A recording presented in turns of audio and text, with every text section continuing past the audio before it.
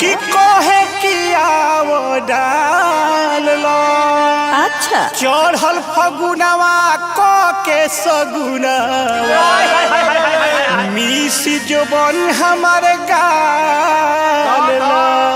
सुना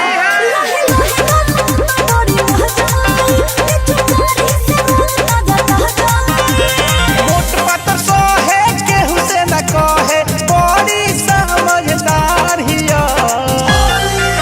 अरे जवन केला में रंग डलवावे, जवन केला में रंग डलवावे बुझिया कि छिनार हिया।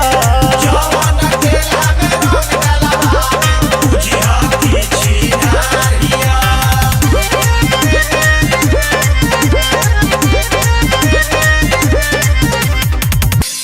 अरे सुता के डालो का उठा के डालो। अरे अरे अरे जैसे कहब पर जाई। अरे गुडू रंगीला परब तू ढीला। तो सुना तोहरे ऊपर चढ़ जाई।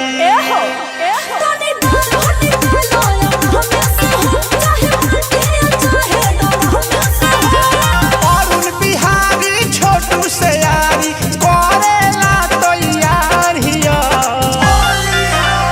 जवन केला में रंग डलवावे, जवन केला में रंग डलवावे बुझिया कि छिनार हिया। जवन केला में रंग डलवावे बुझिया कि छिनार हिया। होली बा बोल ना तो लोला कुछ देती। जवन के